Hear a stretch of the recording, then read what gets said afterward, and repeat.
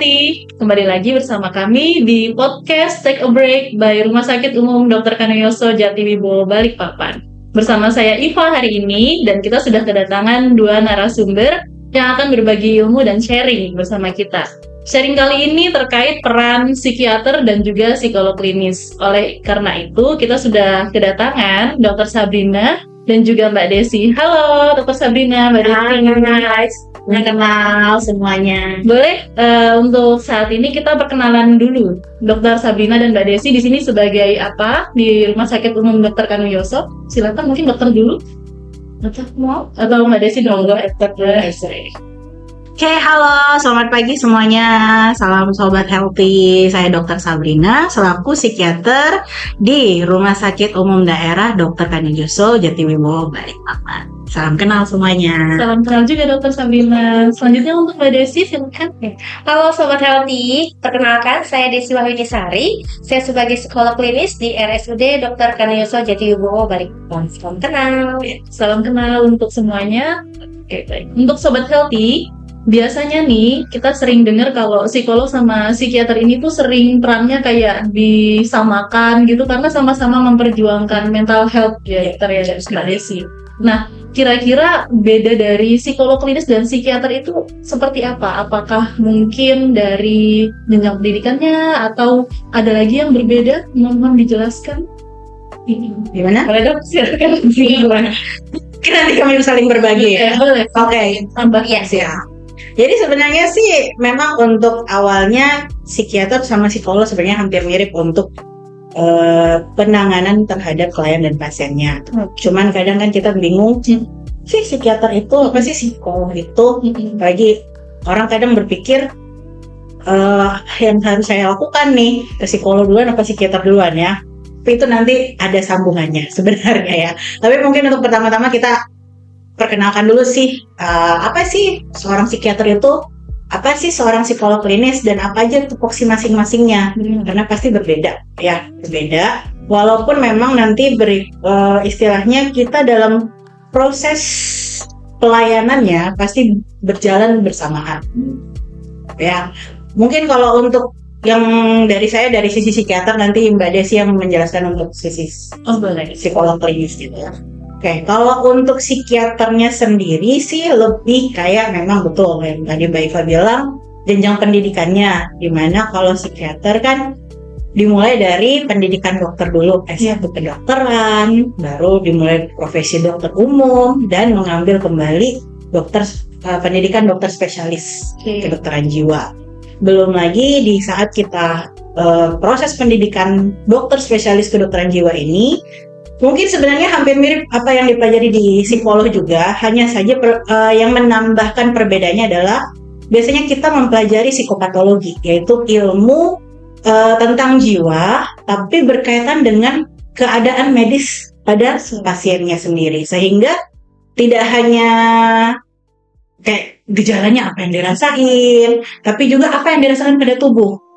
Nah, jadi kita terutama untuk dokter, selain mempelajari psikopatologi, kita melihat dari aspek biologinya, sehingga bisa untuk menangani dan juga mendiagnosis serta melakukan pelayanan dan tindakan terapi terhadap pasien tersebut. Itu sih Lebihnya seperti itu. Sebenarnya, ya, cuman kalau untuk tambahannya lagi sih selain aspek biologinya kita tetap memakai aspek untuk psikososialnya. Betul. Nah, itu tadi kurang lebih kalau penjelasan terkait psikiater ya? Iya, itu terkait psikiater. Kalau untuk psikolog klinis, mungkin Mbak Desi bisa menambahkan. Oke, Mbak Iva, kalau psikolog klinis ini kan pendidikan juga beda Mbak ya. Kalau psikiater kan memang dasarnya basicnya dokter ya. Kalau psikolog klinis itu sekolah sarjana untuk psikologi, S1 psikologi, lalu melanjutkan magister profesi psikolog seperti itu. Jadi ada S2 profesinya. Psikolog itu pun juga banyak ya peminatannya, ada klinis, pendidikan, industri, organisasi. Biasa yang 3 itu yang paling peminatnya paling banyak. Dan untuk di rumah sakit ini khusus untuk psikolog klinis. Jadi untuk yang di pasienkes itu pasti psikolog klinis gitu. Nah, untuk psikolog sendiri perannya lebih ke ke intervensinya Mbak ya. Intervensinya kan kalau berbeda dengan kalau psikiater lebih ke psikofarmakologi, obat-obatan ya. Iya seperti itu. Tapi kalau di psikolog lebih ke psikososialnya. Jadi konseling seperti itu, psikoedukasi, psikoterapi, bahkan juga bisa memberikan rekomendasi intervensi. Tapi tetap kita berjalan sama-sama dok ya, berkolaborasi gitu, saling bantu. Menarik ya. Jadi ternyata dari psikiater maupun psikolog klinis ini bisa saling koordinasi dan berkolaborasi untuk terapi kepada pasien. Betul. Iya, betul. Karena pendekatannya sendiri kan juga tidak hanya untuk psikososialnya saja, tapi itu yang tadi saya bilang ada aspek biologi, karena balik lagi kita manusia itu kan ada body and soul. Jadi kita nggak cuma bilang soulnya sendiri, bodinya sendiri, no. Jadi tetap walaupun saya dokter, saya juga tetap melihat nggak cuma bodinya, apa yang terjadi. Nah, soul ini biasanya menyangkut juga mungkin ada sesuatu di bagian biologi, entah itu di otak, entah itu di organ yang lain. Nah, jadi kita satu kesatuan sebenarnya. Keren. Jadi berani dok. Iya, nggak bisa dipisahkan. Dan seperti soal dia. Benar. Jadi nah ini juga menarik karena kan mungkin sobat healthy di sini juga masih bingung nih kalau misalnya saya merasakan ada perubahan nih dari perilaku saya, atau misalnya saya ada merasa kekhawatiran, apakah saya harus mengunjungi psikolog klinis dulu atau psikiater dulu gitu? Mungkin bisa dijawab salah satunya atau mungkin nanti bisa menambahkan. Oke. Kalau sebenarnya sih kalau kita selalu bertanya, bagusnya saya kemana ya? Psikiater apa psikolog ya? Atau psikolog atau psikiater? Benar-benar. Balik lagi ke pribadinya, individualnya, personalnya sendiri. Karena sebenarnya klien ataupun pasien itu bebas mau kemana duluan. Bebas. Jadi boleh ke psikiater dulu ya, karena tetap kan kita ada istilahnya kayak saya dari proses wawancara dulu, proses dari pemeriksaan status mental supaya psikopatologinya bisa terdiagnosis, tegak diagnosisnya juga bisa saya berikan apakah dia perlu terapi psikofarmakologi yaitu obat-obatan atau dia hanya perlu psikoterapi biasa saja, baik itu suportif maupun kognitif, atau terapi keluarga, marital terapi atau terapi perilaku. Nah, itu bisa kita kita tentukan di situ. Nah, tapi balik lagi kalau dia cuman perlu ke psikolog nggak masalah. Benar. Ya, karena dari dokter sendiri kita kan ada istilahnya ada pedomannya untuk menegakkan diagnosis dengan keluhan dan gejala yang mungkin juga bakalan diceritain di psikolog juga gitu loh. Seperti itu. Jadi benar ya, jadi bisa tergantung dari kita ya sendiri, mau kita ke psikolog dulu atau psikiater dulu, nggak ada masalah ya? Iya betul, nggak ada masalah. Nah, jadi memang kadang kan banyak ya klien atau pasien yang bingung ya, ini saya harus kemana sih sebenarnya dengan keadaan seperti ini gitu. Ya silakan saja, kalaupun nanti pasien atau klien yang ke psikolog klinis seperti itu ya, dan ternyata membutuhkan obat, pasti saya atau psikolog klinis yang lain juga akan merujuk ke psikiater, kan kantor kami ya hal itu, dan tugasnya kami adalah mengedukasi terkait obat-obatan ya, edukasi untuk ternyata dengan kondisi yang saat ini perlu obat nih, dibantu juga, tapi juga dengan sisi psikoterapi juga secara obatnya juga seperti itu. Kadang kan banyak yang Mbak masih yang mindsetnya negatif ya terkait obat gitu ya, nggak mau minum obat lah, takut ketergantungan. Nah itu kami pelan-pelan juga membantu mengedukasi kalau nggak mungkin dong dokter langsung memberikan obat yang dosis tinggi gitu, pasti ada tahapan-tahapannya seperti itu. Jadi juga salah satu tugas psikolog untuk ya mau nggak mau kalau memang butuh obat, saya kan juga nggak bisa terus-terusan Mbak ya untuk psikoterapi kalau gejalanya terus-terusan seperti itu, paling di bagian biologisnya perlu sekali. Karena itu tadi balik lagi kita melihat dari aspek neurobiologisnya lagi. Jadi ada sesuatu yang harus kita perbaiki nih di dalam tubuhnya nih, dan yang bisa memperbaiki ini siapa? Cuman dokter. Bukan cuman dokter sebenarnya. Kenapa hanya dokter yang bisa untuk menanggulangi hal tersebut? Karena dokter kan mempelajari sistem tubuh manusia, benar. Baik dari organnya, dari otak, semua kami yang mempelajari itu. Ada senyawa, segala senyawa dalam otak yang disebut neurotransmitter, dan itu mempengaruhi banget untuk pikiran, perasaan, sama perilaku. Nah, kalau neurotransmitter ini tidak balance, bagaimana dia mau sesi psikoterapi di psikolognya? Ya, pasti kan ya. mau sesinya sampai berpuluh-puluh. Benar-benar. Pasiennya benar-benar distorsi atau terputar pikirannya, tidak rasional lah, irasional pikirannya, akan sulit juga dia untuk istilahnya menjalani sesi psikoterapi tersebut. Sesi itu ya. Jadi Iya. nggak perlu ragu ya Sobat Healthy, ternyata baik maupun psikiater maupun psikolog klinis ini tetap akan merujuk kalau misalnya kalian datang dan memerlukan terapi yang lain gitu ya, misal dari psikiater butuh terapi ke psikoterapinya atau dari psikolog klinis butuh ke terapi obat. Iya. Nah itu Karena saya juga tetap akan merujuk ke dia. Misalnya kalau contoh nih, kan ada beberapa seperti tadi konseling dan beberapa tes-tes ya, seperti tes IQ. Nah, pada anak-anak atau masa-masa yang istilahnya diminta dari pihak sekolah. benar. Nah, untuk tes IQ nih misalnya, ya saya mau ngomong harus kirim ke dia. Wajib tes IQ. Nah, pada beberapa pasien yang terapi perilaku yang menurut saya tanpa saya harus intervensi dengan pengobatan, pendekatan terapi psikofarmakologi, saya bisa berikan pendekatan psikoterapi melalui psikologi. Lumayan banyak juga soalnya Mbak, pasien-pasien ya, nggak hanya dari psikiater ya, dan lain pun kalau memang butuh pasien anak tes IQ-nya gitu ya, memang diarahkan ke psikolog klinis, karena kan membantu juga dengan taraf kecerdasan yang seperti itu untuk terapinya seperti apa seperti itu. Iya tuh. Dan kebetulan nih Mbak Desi, Dokter Sabrina, jadi banyak banget orang di luar sana kayak aku agak-agak ini nih hidup aku, mungkin aku bipolar apa ya, atau misalnya tapi ngeliat anak kecil itu kok aktif banget sih, apa di ADHD gitu ya. Nah itu tuh apakah bisa kita langsung pergi aja ke psikolog klinis untuk benar-benar memastikan hal itu, atau misalnya ke psikiater juga nggak masalah gitu? Boleh saja, cuman tetap untuk self diagnose sebaiknya dilakukan oleh bukannya apa ya, kalau istilahnya kan orang sering lihat Google nih yang cocok-cocokan nih, cocok lagi. Ada di baliknya adalah teorologi, teori dan juga psikopatologinya ini. Ilmunya itu nggak ada di tempat lain selain dokter psikiater sama psikolog, tenaga profesional itu.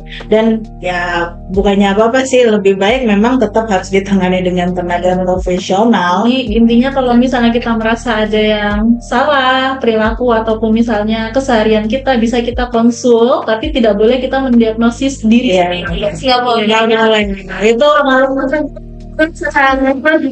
kadang kan udah buka Google sendiri langsung swing sedikit gitu misalnya ya, swing sedikit langsung kayaknya aku bipolar ya, kenapa sih gitu. Karena mempengaruhi lagi keadaan terhadap dirinya sendiri. Sugesti ya, Sugesti apa yang dibaca tuh karena kan bener iya, jadi nambah overthinking. ya, kita nambah banget dok ya, kan udah yang kayak gitu ya, pasien-pasien datang udah, dok apa saya ini kepribadian bipolar ya, ada kepribadian ganda ya, enggak, kok tiba-tiba karena nggak semudah itu juga kami mendiagnosis ya. Dan itu untuk mendiagnosis harus beberapa kali pertemuan.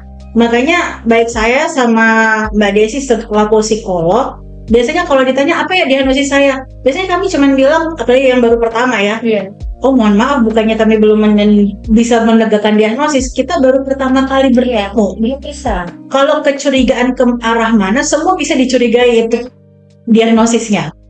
Istilahnya ya, bisa untuk mengarah kemana, tetapi belum tentu itu adalah diagnosis akhir. Karena balik lagi, jiwa itu sesuatu yang kompleks, iya, runtutan aja. Dari masa pembuahan malahan gitu.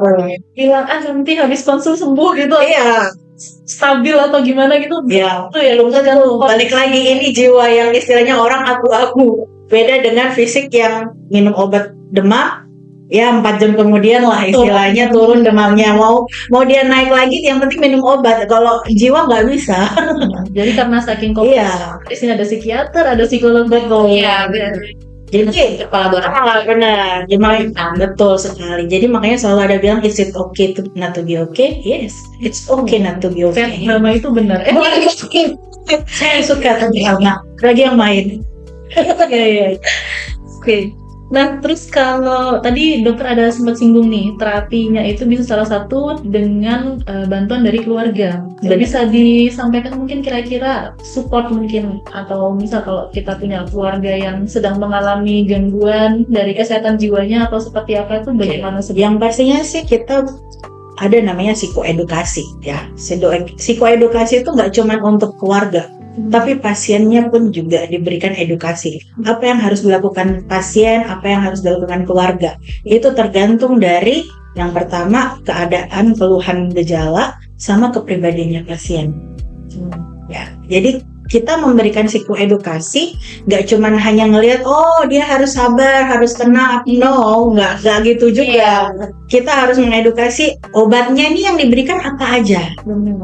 Apa fungsi obat tersebut, apa efeknya obat tersebut, biar keluarga pasien juga mengerti. Jadi dia nggak asal kayak memberikan, ini loh minum obatmu, jam segini harus minum, efeknya kok ngantuk.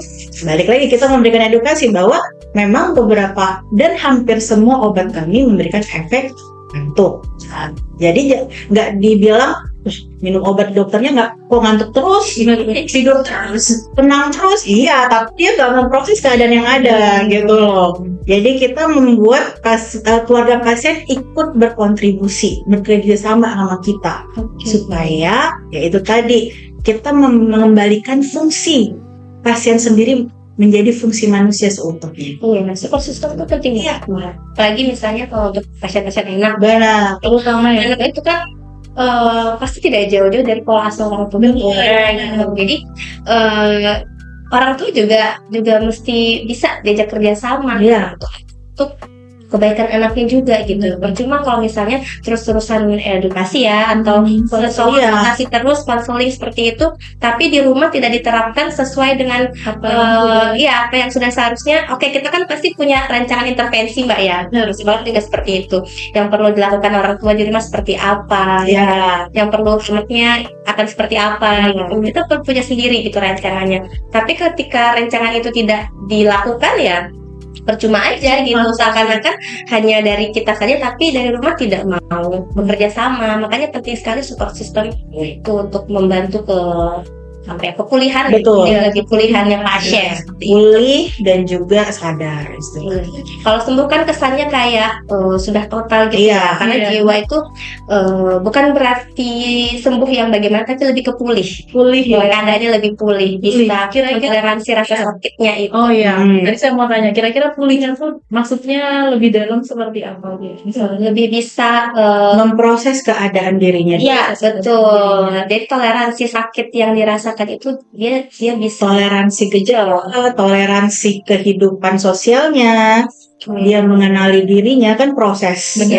Jadi kita berusaha untuk memberikan proses kehidupannya dia sambil mempelajari tentang dirinya juga. Benar, gitu loh. Nah, jadi makanya kenapa istilahnya saat kita menghadapi pasien maupun klien, kita itu menghadapi secara holistik dan eklektik. Karena kompleksnya jiwa itu loh. Terus banget. Iya, kompleks banget. Jadi holistik dan eklektik, semua dari sisi apapun, dari segi aspek kehidupan manapun, kita berusaha untuk membantu dia mengerti keadaan dirinya gitu loh. Jadi mengembalikan ke tadi ya. Iya. Jadi bukan hanya stabil dan rasanya bisa merasakan dengan sadar kondisinya, gejalanya. Jadi nggak masalah, tes kan. Jadi nggak yang tiba-tiba misal punya masalah berat terus datang ke psikolog atau kayak terus hilang gitu karena pelan yang dependent. Kalau dikit-dikit ada masalah terus psikiater. Kita pengennya kita sebagai manusia tidak seperti itu ya. Ada masalah kita berusaha ada cara sendiri untuk prosesnya seperti itu. Kita membantu. Kita lihat dulu triggernya gimana. Trigger kadang pasien datang kok tiba-tiba, sebenarnya nggak semudah itu bilang tiba-tiba. Karena pasti ada sesuatu yang dia men-triggernya, tapi dia berusaha untuk mengabaikan atau melupakan, bahkan memendam, menekan hal tersebut, sehingga muncullah kalimat tiba-tiba. Padahal nggak tiba-tiba itu, nggak tiba-tiba ya, betul. Menarik ya.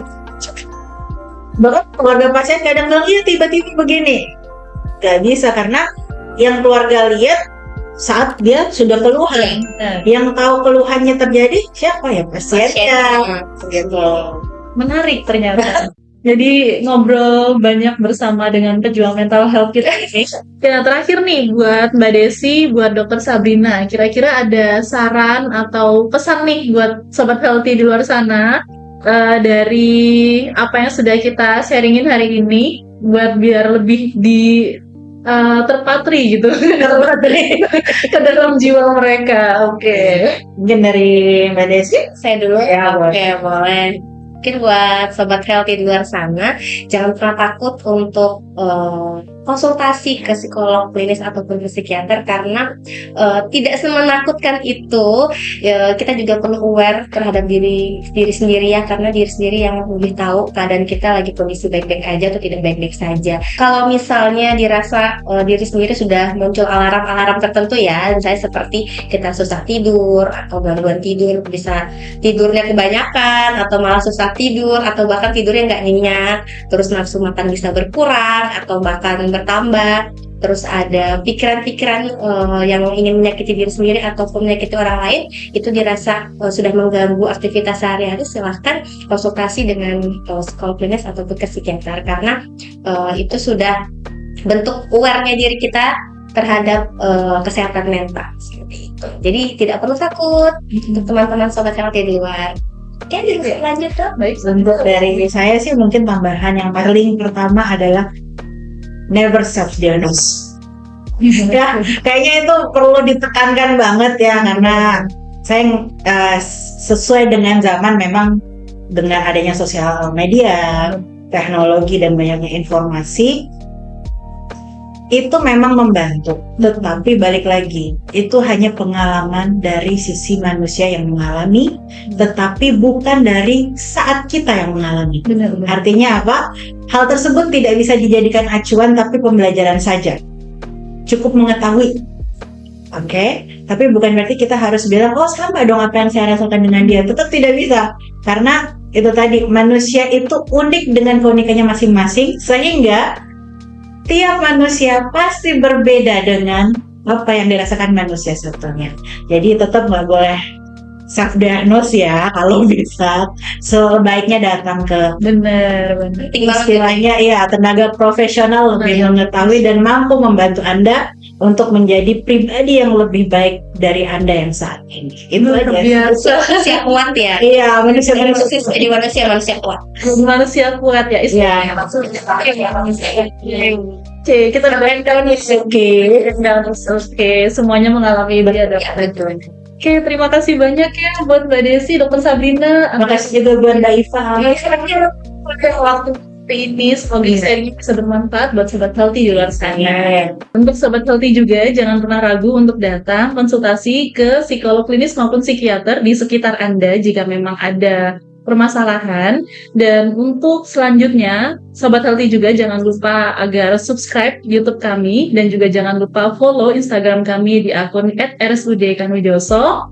Dan terakhir, saya berterima kasih lagi kepada Mbak Desi dan Dr. Sabrina. Ya, makasih. Semoga kita bisa bertemu lagi di lain kesempatan yang lebih baik ya, dengan Sobat Healthy lagi.